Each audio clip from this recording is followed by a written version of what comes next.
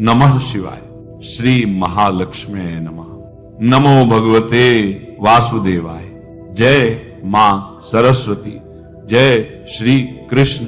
राधे राधे।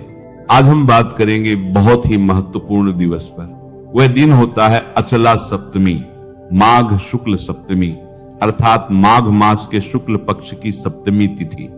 इसे आरोग्य सप्तमी भी कहते हैं, भानु सप्तमी भी कहते हैं, रथ सप्तमी भी कहते हैं।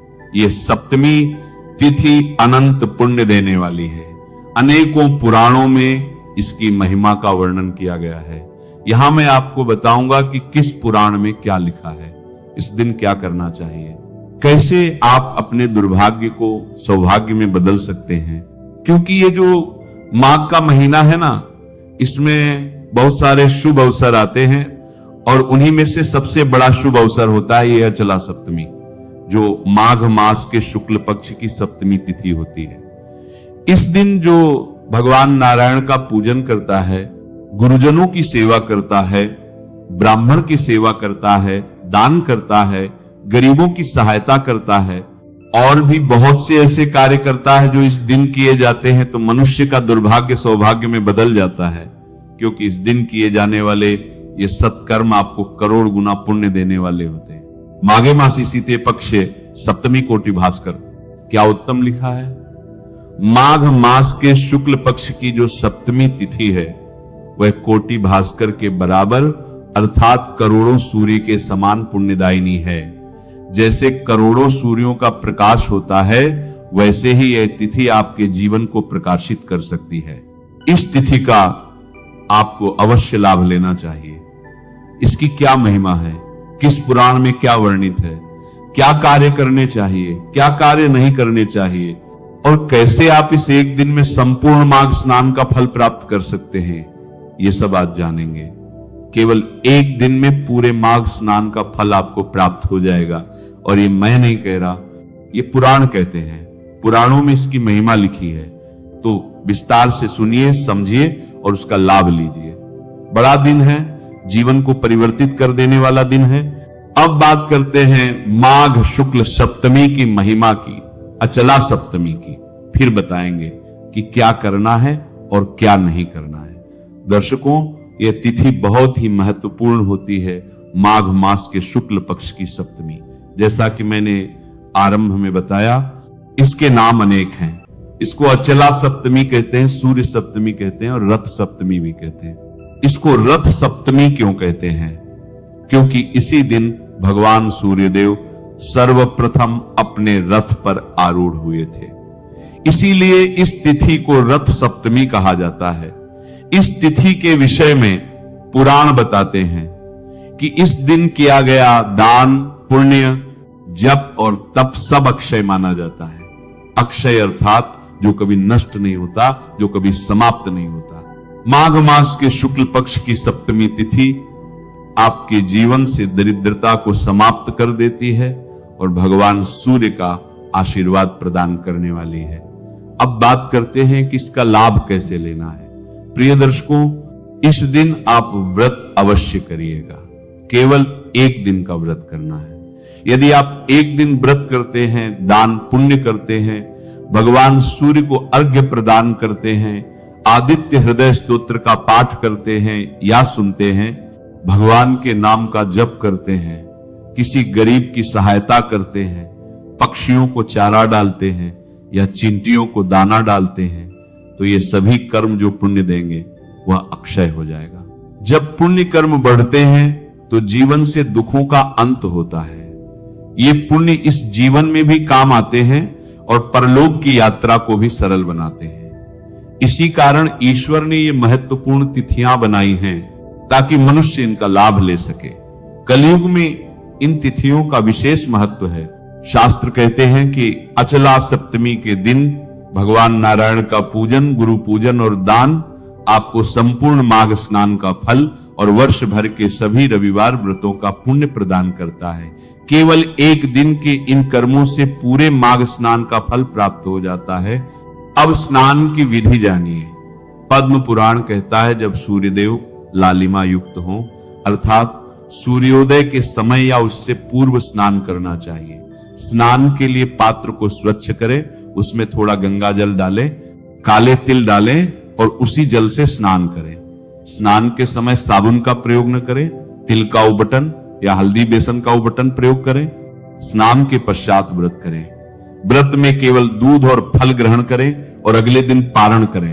पारण के दिन भगवान को भोग लगाकर विधिवत पूजन करें।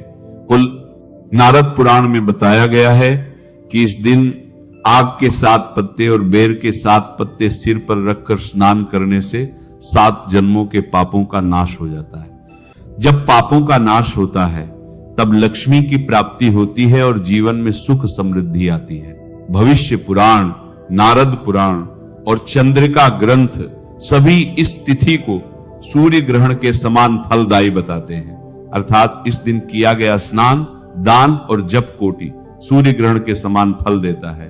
अब तिथि की बात करें, इस वर्ष अचला सप्तमी 25 जनवरी रविवार को है।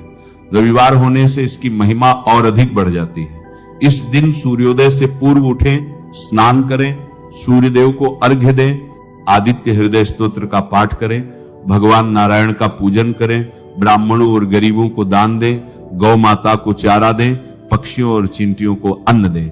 ये एक दिन यदि आपने सही प्रकार से साध लिया तो आपका जीवन परिवर्तित हो सकता है। इस तिथि को व्यर्थ न जाने दें, इसका पूरा लाभ लें और इस संदेश को अधिक से अधिक लोगों तक पहुंचाएं, क्योंकि जब आप दूसरों का कल्याण करते हैं तब ईश्वर आपका कल्याण अवश्य करते हैं। तो आइए सुनते हैं रथ सप्तमी व्रत की कथा।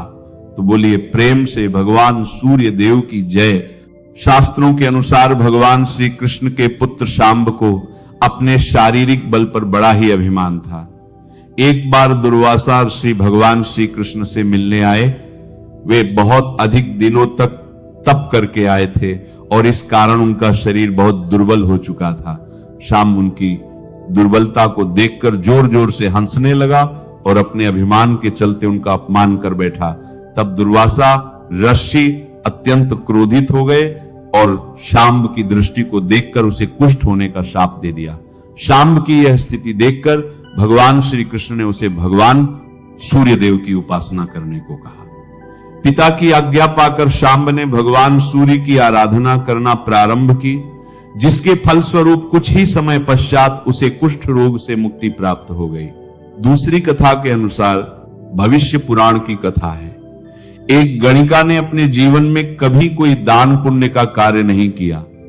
उसने एक बार वशिष्ठ मुनि से मुक्ति पाने का उपाय पूछा तो मुनि ने गणिका से कहा कि माघ मास की सप्तमी को अचला सप्तमी व्रत कहा जाता है। इसके लिए षष्ठी, माघ मास आस्कार, माघ आस्कार साल, आस्कर माघ के दिन एक ही बार भोजन ग्रहण करना चाहिए। सप्तमी की सुबह आंख बंद करके सिर पर पत्ते रखकर और सूर्य शिव का ध्यान करके स्नान करें। इसके बाद सूर्य देव की अष्टदल मूर्ति बनाएं और शिव पार्वती को स्थापित करें। उनकी विधि विधान से पूजा करें। तांबे के पात्र में चावल भरकर दान करें। गणिका ने ऐसा ही किया और शरीर त्याग दिया। इसके बाद इंद्र ने उसे अप्सराओं की नायिका बना दिया। तीसरी कथा के अनुसार कंबोज साम्राज्य के राजा यशोधर्मा काफी महान राजा हुआ करते थे।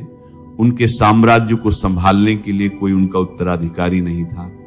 उन्होंने संतान प्राप्ति के लिए अनेक देवी देवताओं से मदद मांगी कि उनके राज्य के लिए एक वारिस मिल जाए। फलस्वरूप भगवान की कृपा से उनके घर में पुत्र का जन्म हुआ, लेकिन उनकी खुशी ज्यादा दिन तक नहीं चल पाई, क्योंकि उनका पुत्र मानसिक रूप से बीमार था। उसी समय उनके राज्य में एक साधु आए। राजा यशोधर्मा ने उनकी खूब खातिरदारी की, जिससे प्रसन्न होकर साधु महाराज ने उनसे वर मांगने को कहा। राजा ने अपने पुत्र की मानसिक बीमारी की बात बताई। इस पर साधु ने कहा कि यह तुम्हारे पिछले जन्म के कर्मों का फल है, जिसके कारण तुम्हारे पुत्र की यह हालत हुई है। साधु ने इससे उबरने के लिए राजा को सूर्य रथ सप्तमी का व्रत सच्ची श्रद्धा और पूरी निष्ठा के साथ करने को कहा। राजा ने वैसा ही किया। परिणाम स्वरूप राजा का पुत्र धीरे धीरे मानसिक लाभ प्राप्त करने लगा और पूरी तरह से ठीक हो गया। इसके बाद राजा के इस उत्तराधिकारी पुत्र ने राज्य पर शासन किया और कीर्ति प्राप्त की। इसी प्रकार से जो भी भक्त सच्ची श्रद्धा के साथ, नियम और निष्ठा के साथ माघ मास शुक्ल पक्ष सप्तमी तिथि के दिन भगवान सूर्य देव की आराधना करते हैं, पूजा करते हैं, सूर्य रथ सप्तमी का व्रत करते हैं, अचला सप्तमी का व्रत करते हैं, उनके सभी दुख और कष्ट दूर हो जाते हैं, शारीरिक सुख की प्राप्ति होती है तथा सभी प्रकार के सुख और समृद्धि की प्राप्ति होती है। किसी भी प्रकार के व्रत या पूजन में नियमों का पालन करना चाहिए।